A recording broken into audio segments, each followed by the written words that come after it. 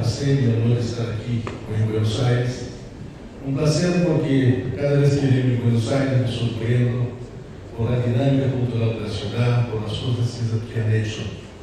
Me acuerdo que há 7 anos atrás estive com o ministro Lino Arranho, que me ensinou um pouco a maqueta, seus planos de Tecnópolis. E, como sempre, eu penso em nossos países, nem sempre os sonhos são realidade, aquelas coisas se passaram super bem. Hoje me encantei com Tecnópolis, com o novo edifício do Ministério. Vocês veem que há uma seriedade e um contínuo nas ações em ciência e tecnologia. Agradeço muito a orientação de fábrica e de Silvina e de Sofia, e isso me dá muito prazer.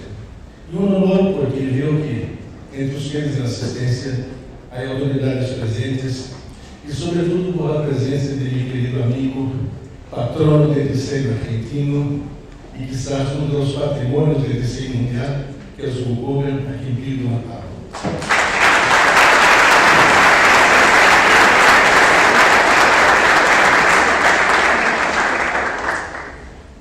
Todas as vezes que me pedem para fazer uma conferência, eu penso 2 coisas. Primeiro que ahorita, depois de ter ultrapassado a terceira idade, ou haver entrado na terceira idade, penso que pode ser a última. Então, as coisas que quero dizer podem dar-se como uma herência, não? Porque eu não sei se vou repetir-las. E a segunda coisa que me acuerdo de uma película que vi há muitos anos, que se chamava El Guionista, que ele dizia que na primeira película tem que ter um bom princípio e um bom final, porque el meio a gente se olvida. Então, por isso espero que logo me intento. Temos uma hora com 45 minutos, é muito. E são tantas coisas que dizer que preparei então como capítulos, 6 capítulos. Um pouco de filosofia, um pouco de ética, minhas experiências que se traduziram na teoria, a ensinança e o futuro como eu vejo.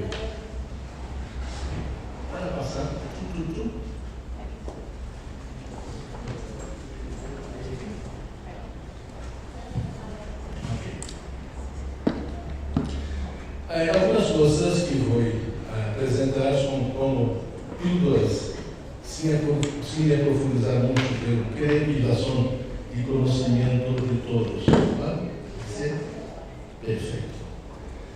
Então, usando as mesmas palavras de um célebre escritor brasileiro que se chama Guimarães Rosa, que siga os outros desenhadores, ele dizia: de profundo sei um pouco, pelo suspeito de muitas coisas.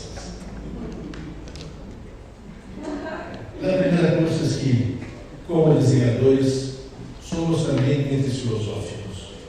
Por quê? Porque para mim filosofia são perguntas. Perguntas fundamentais. Quem somos? Onde estamos? Para onde vamos? São coisas que uno tem que pensar como desenhador. Porque somos também entes políticos. Porque estamos sempre fazendo política, não política de partidos, mas política em seu sentido mais amplo. Porque cada vez que fazemos um projeto, estamos fazendo uma afirmação sobre o mundo que queremos. O mundo que nós somos também responsáveis, sobretudo como pessoas que criam esse mundo material. Onde estamos? Isso para que nos baixe um pouquinho o ego, para que não pensemos que somos os senhores do universo. Não? Estamos aqui em um ponto de arena, em uma coisa gigantesca, em uma das milhões de galáxias que existem. Estamos mais ou menos a 25 milhões de anos-luz do centro de nossa galáxia. Para que tenhamos a dimensão do que é isso, a luz se transmite a 300 mil quilômetros por segundo.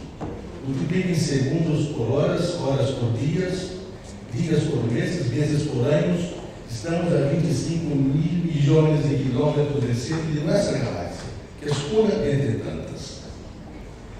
É neste planeta onde há mais ou menos a mesma quantidade de seres vivos distintos que os seres humanos.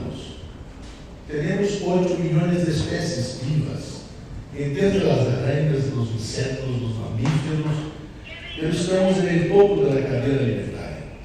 Somos los más distintos, somos los más distintos porque somos la única de todas essas 8.000 milhões de espécies capazes de pensar em futuro, capazes de ser conscientes de nossa mortalidade e por isso hacer ações que podem cambiar o futuro e podem cambiar nossa vida. Pero parece que não somos tão consequentes e tão inteligentes assim, porque estamos utilizando as coisas muito mais allá da capacidade da natureza, podendo trazer essas mesmas coisas a nosso serviço.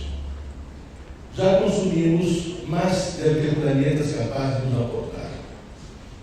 Se tivéssemos que dar à gente todo o que os seres que estão aqui hoje usufruindo, desfrutando, já não teríamos mais quantidade de planetas para ser.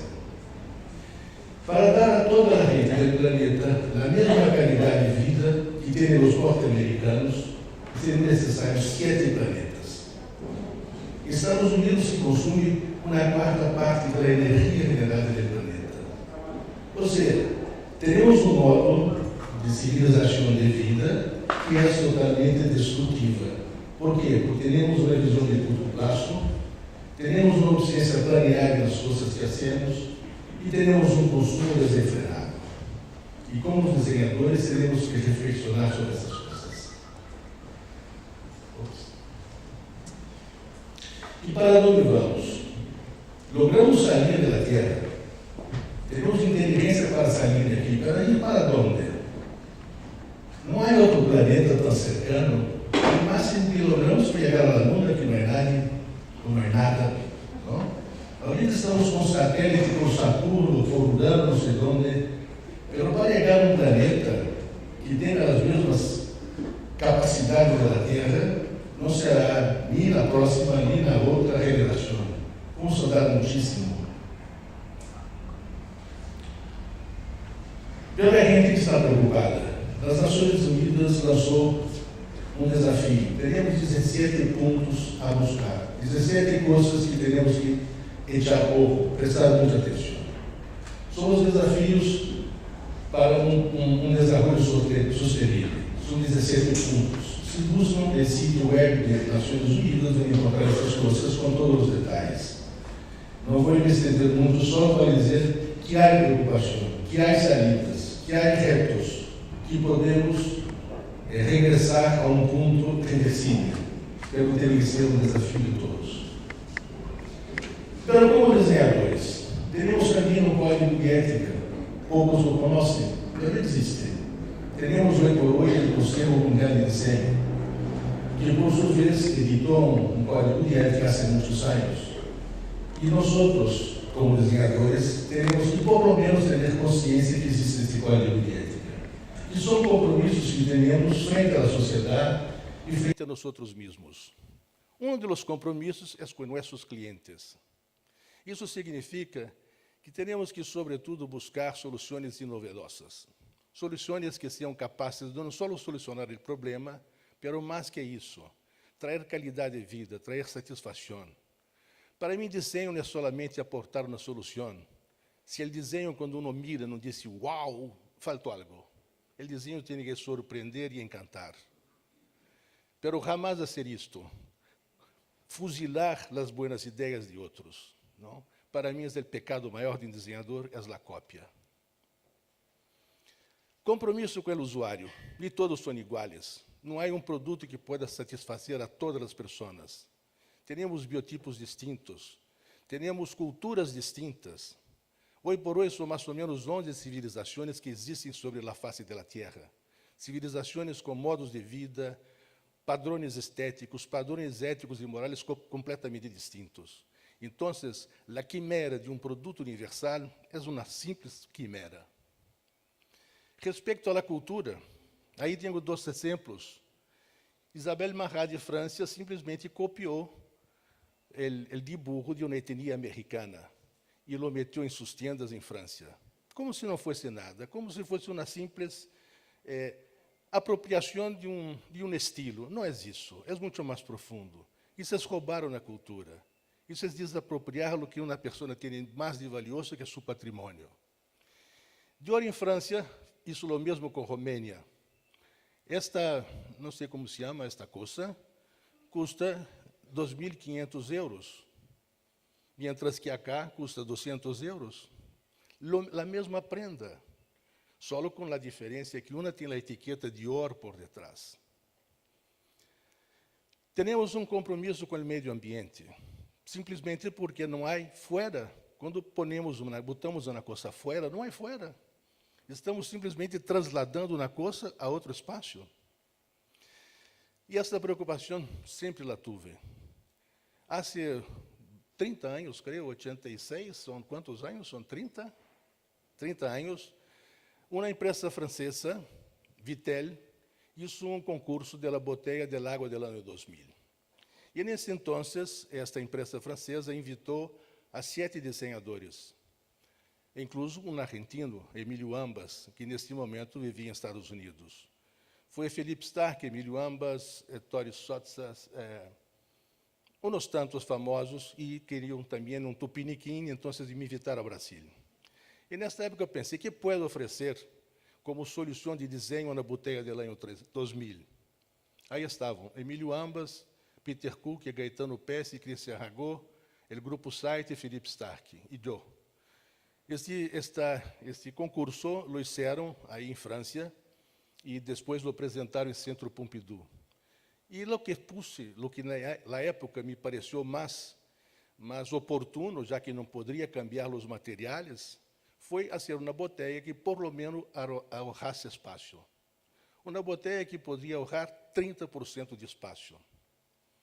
Isso parece que não é nada, pero fíjense, e neste momento, Vittel produzia 8 milhões de botelhas de água por dia, o que significava 140 vagões de ferrocarriles. 140 vagões de ferrocarriles saliam por dia da fábrica de Vittel. Então, eu pensei, se economizo 30% de espaço, vou economizar por lo menos 30% de ferrocarriles. Não é nada, mas já é uma contribuição. Ou seja, eu penso sempre que as coisas têm que ser consequentes. E nas coisas mais sencillas, temos que pensar, e adelante, que passo vou dar? O que vai passar com os projetos que vou fazer? Isso, então, me hace chegar ao terceiro ponto, que são minhas experiências. E por que las apresento a vocês? Porque quero que vocês sepam que desenho não é solamente uma especificidade. Desenho é um modo de pensar as coisas. Como desenhador, eu posso ser desenho gráfico, industrial, textil, qualquer que seja a rama do desenho, porque o que diferencia é solamente o conhecimento de processos. O modo de pensar, o modo de projetar é sempre o mesmo. A diferença de um desenhador industrial para um desenhador gráfico são os processos que maneja, o conhecimento tecnológico que dispõe. Eu comecei minha vida como desenhador gráfico, depois de fazer estudos de desenho, de artes plásticas, que evoluíram para artes gráficas, que evoluíram para o desenho gráfico. Eu tinha, aos 20 anos, já uma certa experiência que me hacía conhecido em minha cidade como um dos dois mais conhecidos desenhadores gráficos. Então, pouco depois, em enero de 73, essa é minha carteira profissional da época, aparece escrito aí, designer. Ou seja, creio que, como designer, escrito em sua tarjeta profissional, creio que sou um dos primeiros de Brasil. Sin embargo, já existia a profissão, mas éramos desenhistas industriais. Como designer, creio que fui o primeiro. E, nesse entonces, em Brasil, havia um esforço muito grande do CONACYT de Brasil, que é o CNPq, de criar centros de investigação em todo o país. Então, se criou centro de investigação em Porto Alegre, São Paulo, Rio, Salvador, Fortaleza, Belo Horizonte. E na cidade que eu vivia, que era Belo Horizonte, se criou o Centro Tecnológico de Minas Gerais. E nesse centro se criou o primeiro grupo de desenhadores. Fomos os pioneiros do desenho dentro de um centro de investigação em Brasília. E então, contratado por el centro, meus primeiros projetos foram mais que desenho de logo, foram desenhos de sistemas de informação. sistemas de sinalização, sistemas de informação urbana, eram projetos de muito maior complexidade, que nos obrigavam a ter especialistas em todas as áreas para nos apoiar. E, ao mesmo tempo, desenho de produtos industriais para as emergentes indústrias brasileiras. Durante 7, 8 anos me quedei no centro, quando depois logramos perceber que as indústrias não faziam caso de nós, não nos contratavam. Por quê? Porque era muito mais sencillo ir a uma feira na Europa, fotografar os produtos e reproduzi-los em Brasília. Vivíamos em um sistema cerrado, onde as importações eram proibidas. Tudo teríamos que fazer em Brasília. Então, as indústrias estrangeiras estavam pouco preocupadas se las copiávamos ou não, porque não era um mercado para eles. Mas com a abertura da economia, esta coisa cambiou. As indústrias tiveram que deixar de copiar e fazer um esforço de inovação. Mas em 78, todavia, éramos um país cerrado. E com a desesperança ou a frustração de não poder trabalhar para as indústrias, decidimos trabalhar para quem o necessita, as comunidades rurais. Escorremos uma pequena cidade no interior de nosso estado, onde não havia nem água, nem luz, nem carretera, nem teléfonos, uma cidade de 2.000 pessoas, e nos metemos aí para pensar um desenvolvimento sustentável e autóctone dessa cidade. E assim descobrimos o desenho social. Creio que também fomos os primeiros de Latinoamérica a ser desenho social, desenho com a comunidade e para a comunidade. Com a comunidade e para a comunidade.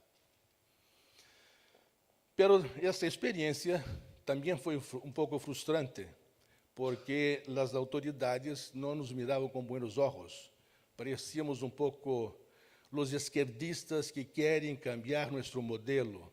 Então, as verbas se puseram poucas, os pressupostos diminuíram, cada um buscou na salida e eu busquei a salida do aeroporto. Com a beca, me fui à Suíça estudar desenho urbano. E aí me quedei 2 anos. E nesse período, não somente estudei desenho urbano, como também, nos tempos, nas horas vagas, isso desenho de imobiliário com um super desenhador sueco, Nisse Strinning, que era desenhador de Toné, e nos últimos anos estive com ele desenvolvendo produtos. Era um modo de aumentar, incluso, as ganâncias, porque minha beca era muito pequena, para sostener já uma família com filhos. E neste momento também, com outros amigos, fizemos um curso de pós-grado sobre modelos de desenvolvimento para os países periféricos.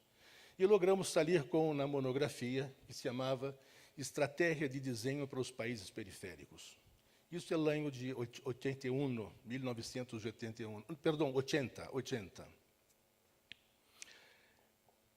Creíamos muito que havíamos posto nesse trabalho boas ideias.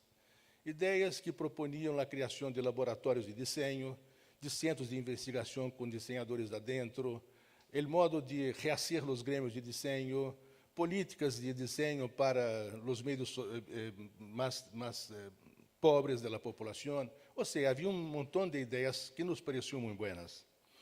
E por isso, la difundimos em todo o mundo, hicimos chegar a muitos países, e muitos que accionaram positivamente, logrando fazer tradições desta estratégia.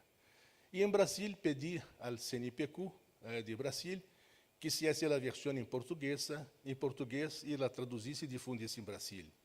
Não somente aceitaram, como me invitaram a vir a Brasília, viver allá, e com Gui Boncipi estabelecer o primeiro Plano Nacional de Desenho de Brasília. E durante alguns anos me saí da tarefa de projetar, de fazer desenho, para fazer política de desenho. E os 5 anos que me quedei em Brasília, os primeiros com Boncipi, depois ele se foi ao sul, criamos os laboratórios de desenho de Brasília, criamos um programa de tecnologias apropriadas, super interessante, e que hasta hoje tem seus reflexos em nossa economia. Ou seja, abrimos as portas do desenho dentro de um sistema federal, que permitiu, incluso, hoje por hoje, mais de 100 pessoas sair com becas de maestria e doutorado, desde então. Esta ação de política de desenho também me levou a fóruns internacionais, a muitos viagens, incluso a eleição como diretor del ICSID no ano de 83, creio. Lá se vão tantos anos que eu não me acordo mais das fechas. Pero política de desenho me parecia tão importante como fazer desenho. Saindo de Brasília, me pediram para dirigir o laboratório de Santa Catarina, de Florianópolis, que era um laboratório chiquito, quizás um pouco o modelo como está aqui hoje, pelo transformamos em laboratório brasileiro de desenho industrial. E durante 10 anos estive na frente dele do laboratório, como diretor. Incluso recebemos aí a visita de Kogo uma vez. Todos os anos hacíamos eventos internacionais, recebíamos pessoas de todo o mundo. Por aí passaram mais de 200 desenhadores de todo o planeta, o que nos permitiu expandir muitíssimo nessa visão do desenho e fazer projetos bastante interessantes, bastante impactantes. E sempre o que hacíamos, publicávamos, hacíamos uma edição com os resultados. Outra coisa interessante é que aprendi nesse laboratório de Brasília, o LBDI, que desenho se hace fazendo perguntas.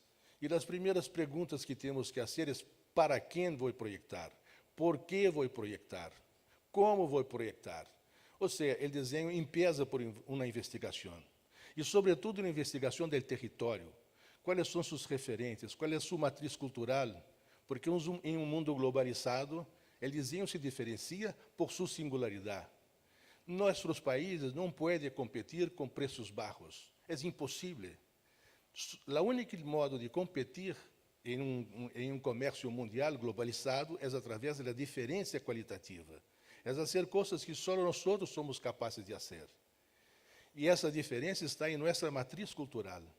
Temos que mirar dentro de nós mesmos e descobrir o que nos faz distintos, o que nos faz singulares, e aí poner nosso talento para fazer coisas novedosas.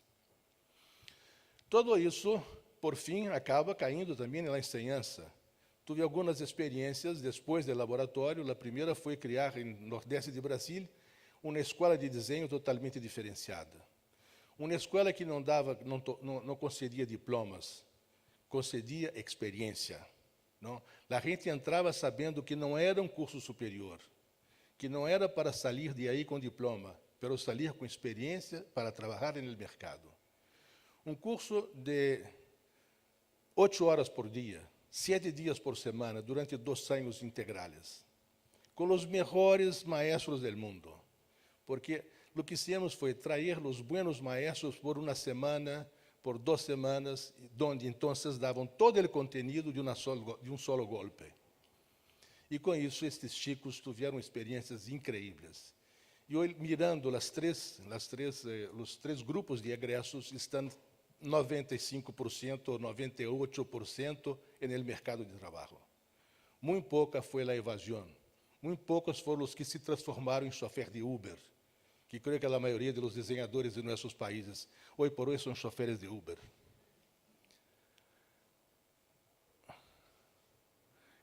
Tudo isso também evoluiu para o desenho territorial ou desenho urbano, que eu pensei, há que expandir a visão do desenho.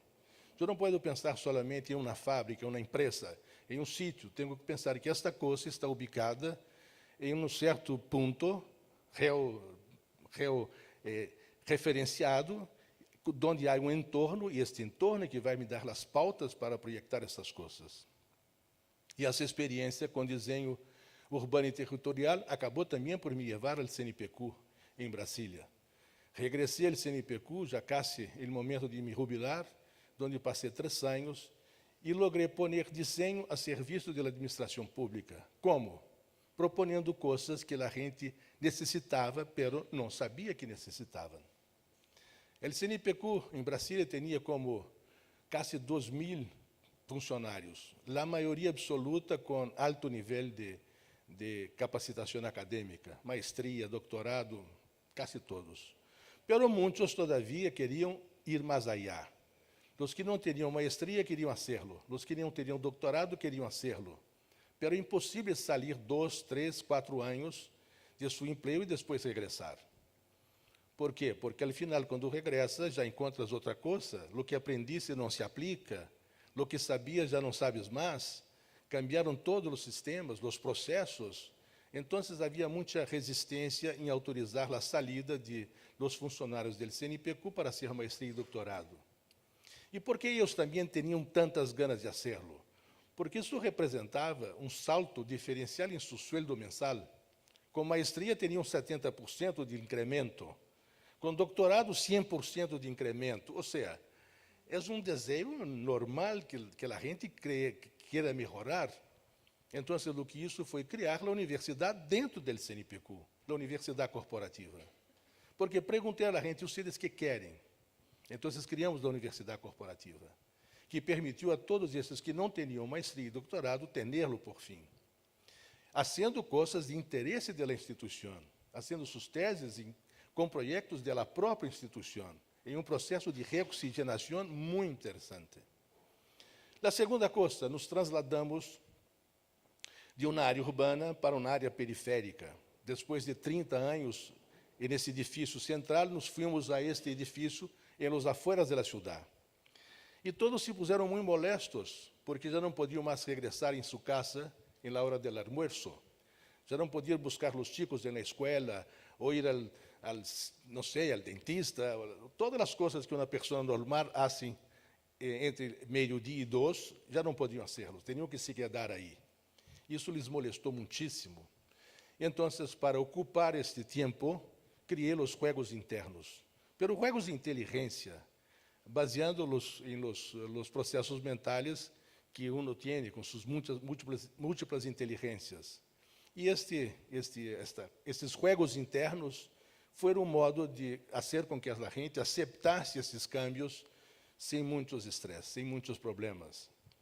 Pero quando terminaram os jogos internos, eles me perguntaram, e agora, que hacemos entre meio-dia e 2? Eu digo, vamos fazer o passaporte cultural. Fui às embajadas em Brasília e lhes dije, vocês têm um público cativo de quase 2.000 pessoas de alto nível que entre meio-dia e 2 não têm o que fazer. Então, eu ofereço o auditório das áreas livres do CNPq para que hagam conferências, exibição de películas, vernissagem de obras de artistas, lo que seja.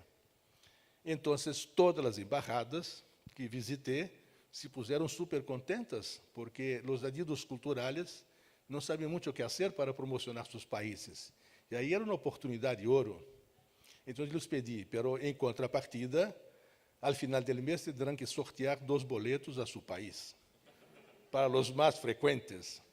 E que isso, então, é a felicidade de todos, porque todos teriam atratividade, coisas para fazer, e as embajadas também. Ou seja, isso é pensar como desenhador, porque perguntava a gente o que querem vocês. Eu não inventava a rueda, eu não proponia coisas loucas, não? Iba de encontro às suas necessidades, anseios e aspirações. Pero depois que me jubilei, pensei, ahorita tenho que volver a minha cidade. E o que eu posso fazer por minha cidade, que era Florianópolis? Vou fazer um taller de desenho urbano, e nesse taller descobri que a vocação da cidade é a gastronomia.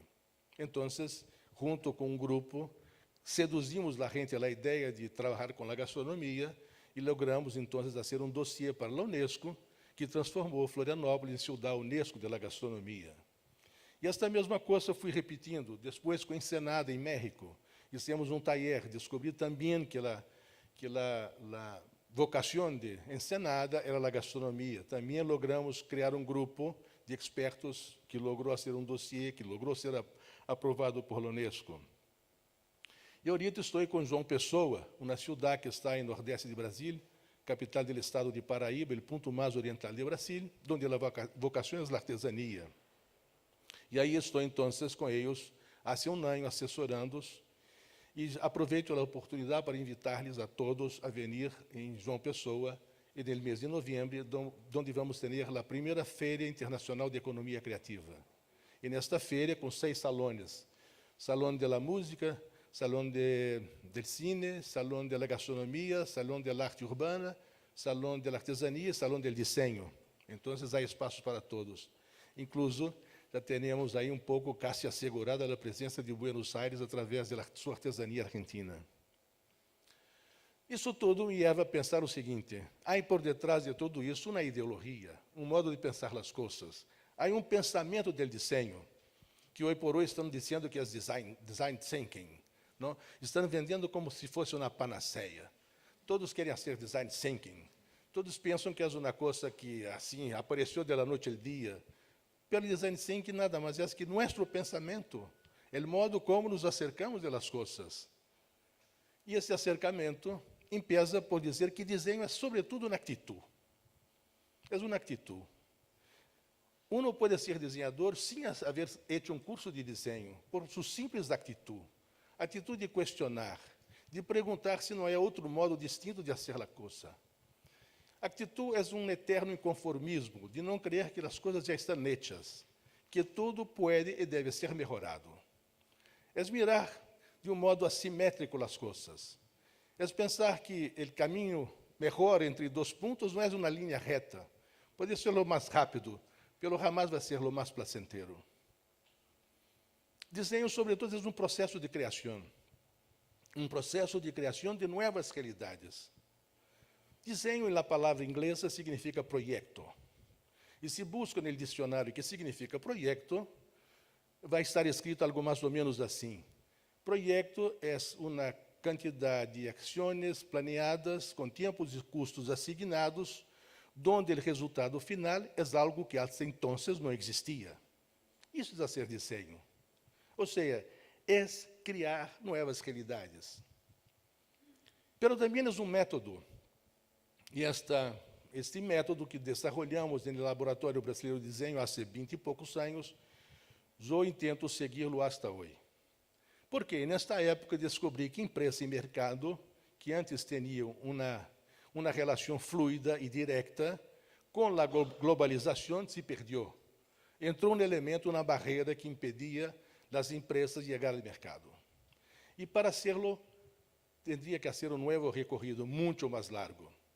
Hasta então, havia muito mais demanda que oferta. Havia muito mais gente querendo coisas que indústrias ou empresas capazes de aportar essas soluções. Com a globalização, com a abertura dos mercados, passou a ser um fenômeno inverso. Há muito mais gente oferecendo coisas que gente disposta a comprá-las. Então, uma empresa tem que fazer a primeira coisa para chegar ao mercado e fazer um largo recorrido, que empieza por uma pergunta fundamental: onde está a demanda? O que a gente necessita? Quais são os produtos ou serviços que a sociedade necessita? Ou se já tendo meu cliente, que meu cliente necessita? E no laboratório passaram mais ou menos como, não sei, umas 200 de empresários nos pedindo projetos. Eles sempre chegavam já com a pauta pré-estabelecida. Quero que vocês me desenvolvam um produto assim, assim, assim. Eu digo, pero para quem? Não, para nossos consumidores, pero diga-me um pouco sobre seus consumidores. Como são? Não sei. Então, o que querem que eu haga? A primeira coisa, vocês têm que me dizer quem são seus consumidores, que edad têm, que lhes gusta, que não lhes gusta, que necessitam. Então, a maioria das indústrias que nos procuraram, a primeira coisa que vendíamos não foi um projeto, foi uma investigação de demanda que essas clientes necessitam. Conhecendo a demanda, temos que conhecer a oferta. Quem são as empresas ou pessoas que estão hoje tentando satisfazer essas demandas? Para conhecer, então, nossas debilidades e nossas fortalezas. Nossas debilidades são nossas deficiências e nossas fortalezas são nossas ventajas competitivas. Uma empresa sempre tem que pensar isso. Que pode oferecer ao mercado que os outros não podem oferecer? Qual é a minha diferença? E essa diferença tem que estar conectada com o anseio e a necessidade dos consumidores. Só depois, então, que é possível desenvolver um produto ou melhorar o que existe. Hasta então, não é possível. E quando hacemos o desenvolvimento de um produto, qualquer que seja, estamos cambiando processos, estamos intervenindo nos processos de produção e fabricação. Pero quando cambiamos processos de produção, temos que capacitar a gente para estes cambios, porque a resistência ao câmbio é muito grande. Quando dizíamos, vamos deixar de ser assim para ser de outro modo, há uma resistência enorme. Então, há primeiro que sensibilizar as pessoas para este cambio. Hecho isso, temos que agregar um pouco mais de valor, poner imagen, poner embalagens, poner materiais de suporte publicitário. Temos que promocionar e divulgar em los meios que esta gente, que estão na primeira carrita, escutam. E os meios hoje por hoje não são mais da televisão, não são mais dos periódicos, são as mídias sociais. Temos que pensar como acceder a esta gente.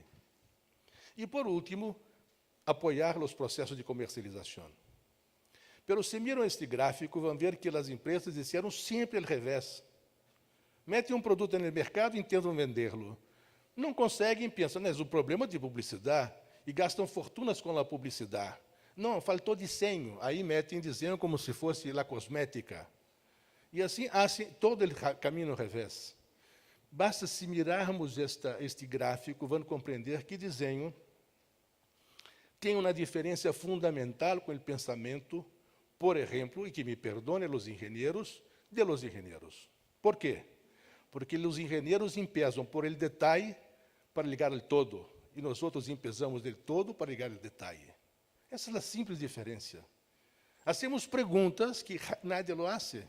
Por comodidade ou por, não sei, vícios profissionais, não lo hacen. Mas temos que perguntar, acima de tudo, que estou fazendo? Para quem estou fazendo? Projeto é isso, as novas realidades, é projetar um mundo novo, e um mundo que vamos aqui estar por algum tempo mais, pero nossos filhos vão estar seguindo. E os filhos de nossos filhos. Então, temos que ter essa consciência transgeneracional. As coisas que estou fazendo hoje podem repercutir em la vida de todos amanhã. Há que pensar muito sobre essas coisas. Outra coisa, eu não sou desenhador das 8 da manhã às 6 da tarde. Sou desenhador em tempo integral.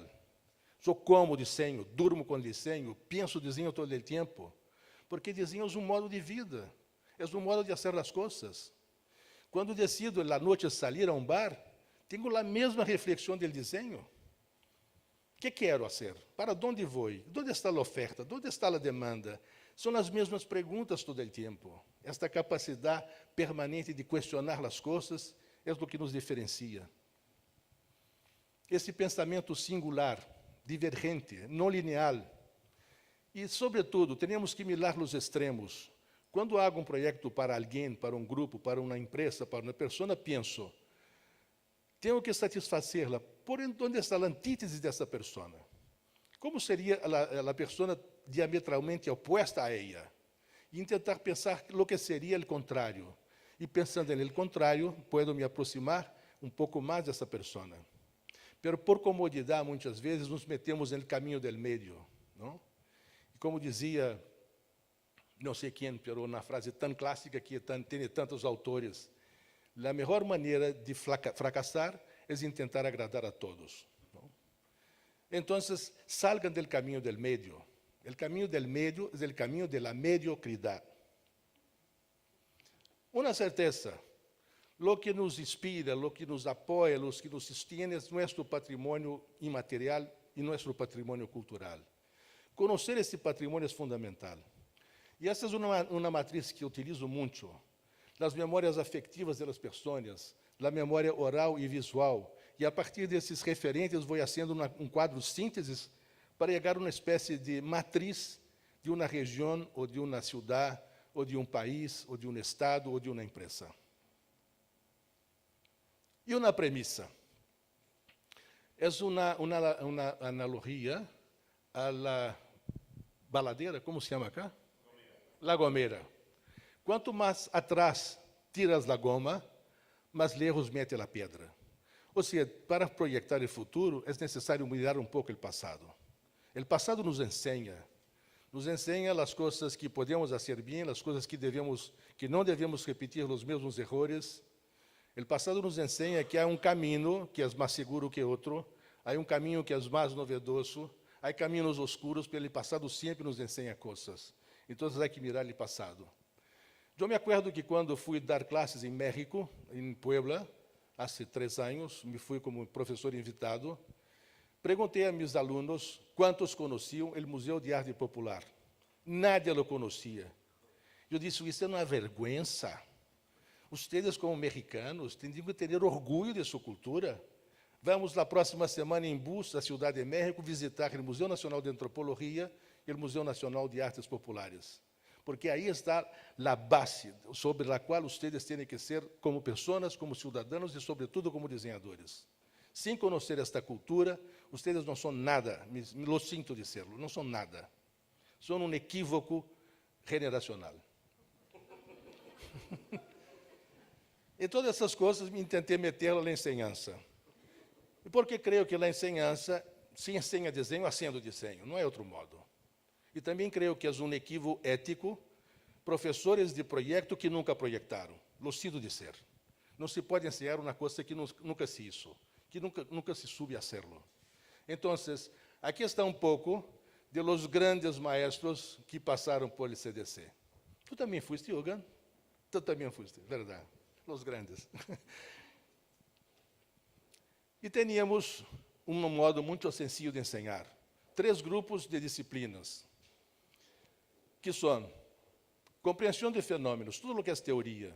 Aí metimos em compreensão de fenômenos. Segundo, domínio de linguagens. Linguagem escrita, linguagem de dibujar, linguagem de concretar as coisas tridimensionalmente, linguagem corporal, todas as linguagens. Um desenhador necessita de dominar todas as linguagens. E, por último, aplicações na realidade. Ou seja, começamos com o projeto do primeiro ao último dia. E quanto mais avançava o curso, mais diminuía as disciplinas complementares e mais aumentava as disciplinas de projeto. E outra coisa interessante que temos que pensar na enseñança. Há dois tipos de desenhadores. Os que têm talento, que são entre 1000, e os que amam o desenho. Os que têm talento vão ser desenhadores. E os que simplesmente amam o desenho vão ser maestros. Há que compreender essa diferença. É sencilla, mas é fundamental. E criamos também um sistema de avaliação muito interessante, que queria compartilhar com vocês. É que não assignamos notas, assignamos valores linguísticos compreensíveis. Então, quando damos uma tarefa, pedimos que cumpram a tarefa. Os que cumprem a tarefa de modo satisfatório ganham 0. Ou seja, ausência de valor, não fizeram mais que a sua obrigação. Pero a gente pensa que 0 é malo. Então, vocês pensam, quem foram os que ganharam mais 1? Os que fizeram algo novedoso, además de cumprir a tarefa, fizeram algo novedoso. Aí estava o desenho. Esses ganham mais 1. Os que decepcionam, ganham menos 1. Simples. Os que não fazem, ganham menos 2. E os que, por casualidade, fazem algo genial, ganham mais 2. E, deste modo, o grupo cresce de modo exponencial, porque quem assigna estas notas não sou eu, é o próprio grupo.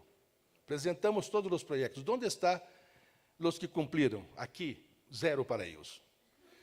Os que disseram algo novo, esses poucos, mais 1 para eles. Eles próprios são os que assignam as notas. Então, isso faz com que, na próxima vez, todos hagam um esforço para ganhar mais 1. Mas, quando fazem todos o mesmo esforço, volta a 0. Os mais 1 vão estar sempre um passo adelante, como referentes para os demais. Pero o último capítulo, futuro. Não? Que temos como futuro diante de nós outros? Eu digo que o futuro já chegou para alguns, não para todos, para muito poucos, mas já chegou. Há alguns felizardos nesse planeta que já podem desfrutar da internet das coisas, da automatização total e, sobretudo, uma coisa da gratificação instantânea. Estamos evoluindo em uma sociedade que não espera mais um dia para ter satisfação. Querem ahorita. Ahorita, não podemos esperar mais. Esta ansiedade que os teléfonos nos traem.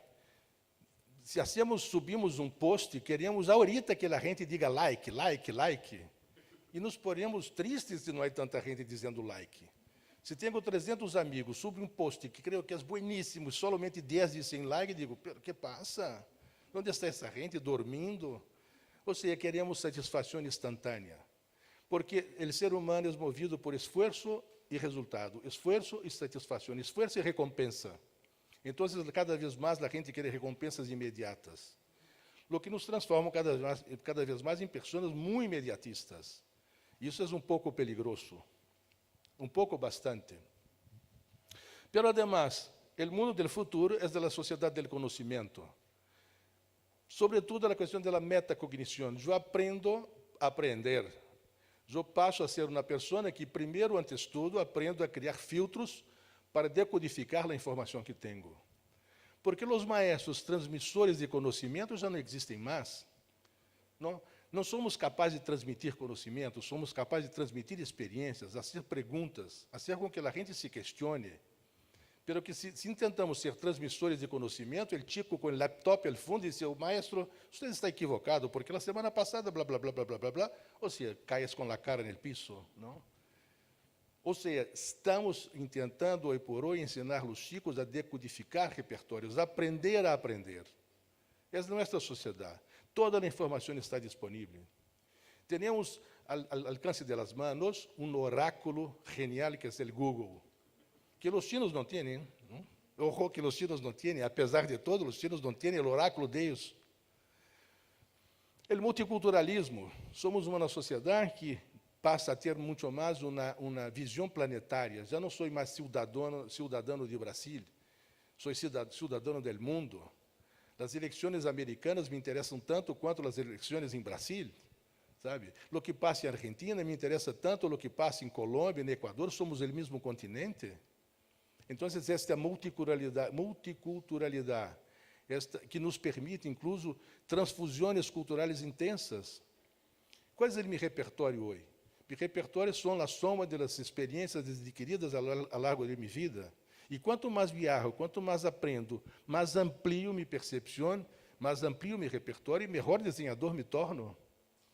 Eu digo sempre, viajem o mais que puedan, mesmo sem sair de casa, pero viajem. Viajem na internet e busquem coisas que não só de desenho, aprendam outras coisas. Os desenhadores monotemáticos são muito aburridos. Somos da sociedade dos empreendedores. Não existe mais emprego para a gente. Lamento dizer que já não existe mais emprego para desenhadores nas indústrias. As indústrias não fazem mais equipos de desenho integral. Contratam despachos de desenho. Por uma razão muito sencilla. Se eu sou desenhador de uma indústria, eu não vou arriesgar meu emprego ponendo coisas que podem meter a indústria em situações complicadas. Eu vou fazer só pequenas soluções incrementais em lo que já existe. Mas não existe o que a indústria quer. Ela quer inovação. A inovação significa risco. E arriesgar não é uma tarefa de empregados. Os empregados não arriesgam. Então, as indústrias descobriram que é muito melhor contratar despachos. Somos hoje empreendedores. E as escolas têm que ensinar os chicos a serem empreendedores, ter seu despacho. Tanto ensinar a ser desenho, como ensinar a gerenciar sua própria empresa. E os makers? Hoje produzimos qualquer coisa, não? Somos capazes de produzir os objetos que inventamos em nossa casa com equipos que cada vez barram mais de preço. Há 10 anos, uma impressora 3D custava fortunas, milhões, não sei quanto, mas hoje custa $2.000. Minha primeira computadora, no Laboratório Brasileiro de Desenho, custou $25.000. Era uma mesa gigantesca, que teria uma capacidade de processamento que não tem em meu celular hoje. Não? As coisas evoluem e os preços barram, e somos capazes hoje de ter uma impressora térmica em casa, laser, de qualidade gráfica, de pôr produtos que fabricamos. Eu tenho um genro, que é desenhador, que está criando uma fábrica em seu estúdio, produzindo lâmpadas com impressoras 3D, produzindo as coisas mais elementares de suas lâmpadas. Ou seja, esse é o caminho. Outra coisa, temos que pensar também no luxo emocional. Que é luxo? Luxo é aquilo que nadie lo tiene. Luxo é a coisa que nos hace distintos, que nos hace singulares. Luxo pode ser o simples prazer de estar com seu tempo livre. Luxo é, não sei, ter uma boa cama, uma boa ducha. Pero luxo também é desfrutar das pequenas coisas da vida, e esse luxo tem custo. Quanto custa uma taça de café? Pensando assim, preço justo. deve custar uns 15 centavos de dólar, não? Pensando no preço do café, da água, da máquina, tudo isso, a amortização do equipo, 15 centavos de dólares. Pero se tomas uma taça de café nos Champs-Élysées, custa 15 euros. Porque estás pagando não por la taça del café, está pagando por el lujo emocional de tomar uma taça de café nos Champs-Élysées. Isso temos que pensar, que o valor das coisas tem outra dimensão. Pero também temos uma deuda social imensa. O ministro disse que vocês têm 30% da população abaixo da linha da pobreza. O Brasil tem 50%. A esta gente falta todo. Então, temos que ter como prioridade apoiar o pago desta deuda social acumulada aqui ao largo dos anos. A transversalidade, que são os novos paradigmas. Hoje por hoje, os problemas se tornam cada vez muito mais complexos, e esta complexidade nos obriga a buscar o apoio de outras especialidades. Logramos o desenvolvimento do genoma humano, por isso, por la transversalidade, por el apoio internacional, por la cooperação entre fronteiras, mais allá de las fronteiras. E a transversalidade, para mim, é o grande paradigma do século XXI. A disrupção, coisas que todavia não existiam. A maior empresa de táxis do planeta não tinha um solo carro. O maior grupo de hotelaria do planeta não tinha um só quarto de hotel. E por aí sigue. Não? Temos que pensar em coisas disruptivas, de coisas que cambiam nossa percepção e, sobretudo, a propriedade das coisas. Hoje por hoje é muito mais interessante ter o uso das coisas que ter a propriedade sobre as mesmas. Outro ponto é que estamos nos transformando em culturas híbridas. Não somos mais homogêneos em nossa cultura, somos a soma de muitas culturas. E, todavia, estamos em processo de aprendizagem, porque, ao mesmo tempo que nos transformamos em pessoas multiculturais, estamos cada vez mais aislados dentro de nós mesmos. É muito comum ir a um restaurante e ver uma família comendo onde todos estão mirando sua pantalla. Eu me acordo na película que um senhor sai para comer com um cliente, e todo o tempo o cliente contesta o telefone. Hasta então que ele saca seu telefone e chama o cliente contesta e digo, já que está solamente contestando por telefone, hablemos por telefone. Os dois sentados frente a frente. A economia naranja, o que é isso? Foi uma descoberta do BID, uma descoberta da Unesco, que as coisas que são hechas com a inteligência, com a imaginação, são muito mais valiosas e não impactam no meio ambiente. Aí está a música, a literatura, o cine, o desenho, a gastronomia. E assim se criaram a Rede Mundial de Cidades Criativas da Unesco, que hoje por hoje são mais de 180 cidades em todo o mundo. Esta rede é para compartilhar experiências, é para aprender o que os outros já fizeram bem. E Buenos Aires é parte desta rede. Buenos Aires já se casi 10 anos, é parte da Rede Mundial de Cidades Criativas da Unesco. Pero sinto dizer-lo que vocês não estão aproveitando esta oportunidade. E por que digo isso? Porque estive no Encontro Mundial das Cidades em Japão, em China, em Suécia, em Polônia, são encontros anuais. E aí não estava Buenos Aires. Por que não estava Buenos Aires? É o momento de compartilhar experiências. Ir a essas reuniões anuais não é fazer turismo tecnológico, é compartilhar experiências, de aprender com os demás, estrechar laços de cooperação e intercâmbio. Então, eu pido às autoridades presentes que apoiem financeiramente este projeto, que Buenos Aires esteja presente, e o próximo congresso, o próximo encontro anual das cidades criativas vai ser em Fabriano, Itália, del 10 ao 14 de junho. Ponham em suas agendas. Creio que fábrica tem que estar presente aí, ensinando coisas e aprendendo coisas.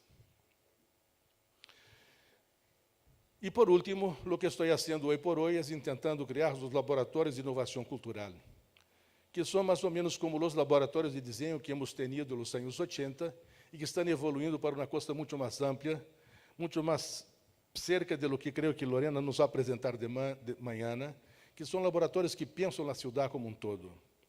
Um exemplo desses laboratórios nos dá a Colômbia. Nós criamos o primeiro laboratório de desenho para a artesania em Colômbia, no ano de 93. 25 anos depois, Colômbia tem 22 laboratórios em seu território. responsáveis por hacer que a artesanía colombiana, hoy por hoy, sea um ícono no planeta. Para que tenham uma ideia, al final do ano, nas primeiras semanas de dezembro, há uma feira em Bogotá que se chama Expo Artesanía. Aí se apresenta o melhor da artesanía colombiana. E por dia, nesta feira, são vendidos al contado $2 milhões em artesanía por dia. Por dia, fruto do esforço desses 22 laboratórios de desenho. E por último, queria dizer-lo como mensagem final, que quando estou vivendo em México, descobri que eles têm uma coisa de la iconografia muito interessante. Eles têm a calavera, não como um símbolo de la muerte, pero como um recuerdo que estamos vivos. E por isso não tem medo da calavera. A gente se disfraça de calavera, come doces de calavera, decora suas casas com coisas de calavera, para nos dizer todo o tempo, estás vivo, desfrute mientras estás aqui. E eu também descobri outra coisa muito bonita em México, que são os milagritos, ou os ex-votos. São pequenas coisas que se colgam nas roupas de los santos, agradecendo os pequenos milagros. E há um que me encantava em especial, que são os corações de hojalata. E eu tinha em minha casa aí como uns 30, 40 corações de hojalata, para me acordar sempre de uma sola coisa, que as melhores ideias nascem primeiro no coração. Muitas graças.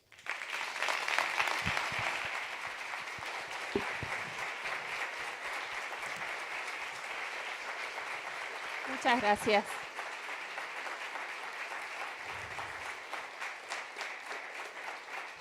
Muchas gracias, Eduardo. Vamos a dejar 10 minutos para preguntas. ¿Alguno quiere hacer alguna pregunta a Eduardo? No hay ninguna duda que este hombre siempre vive en el límite. Fíjese dónde se para. Fíjese qué cables pisa. Fíjese cómo va empujando esa silla, esa mesa que tiene cosas arriba permanentemente. No se llega a caer, no se caen los vasos, no pisa y no se electrocuta. Pero ¿saben por qué? Porque él sabe hasta dónde tiene que llegar. Qué bonito, qué bonito. Qué bonito. Gracias, Hugo, gracias. De corazón, muchas gracias.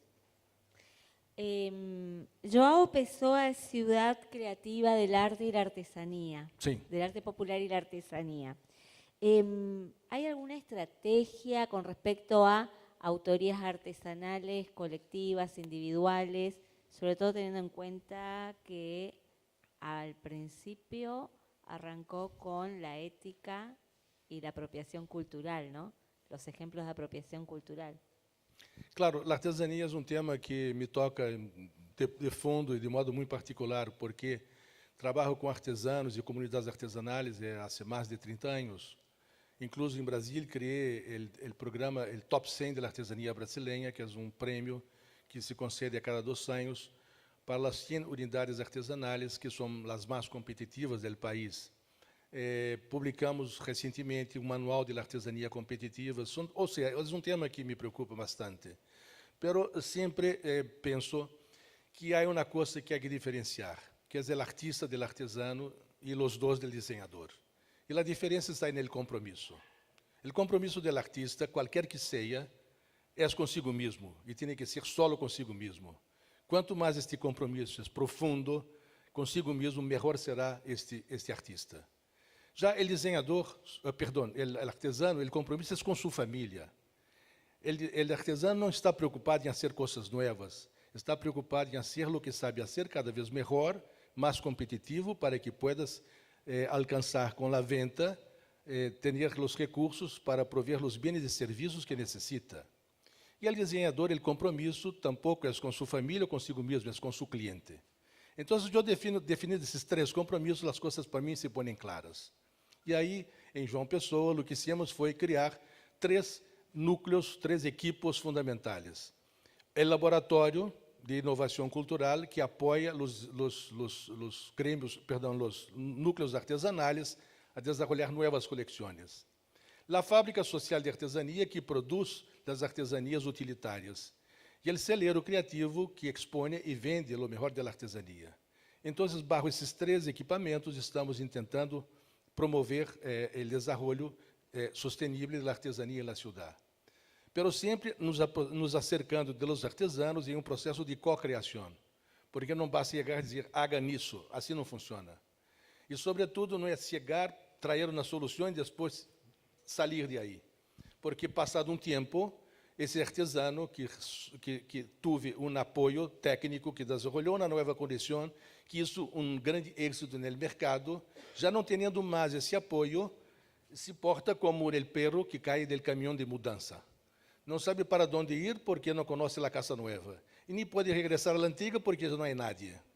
Ou seja, descobrimos que o único modo de apoiar os artesanos é através de um esforço contínuo. Por isso, os laboratórios.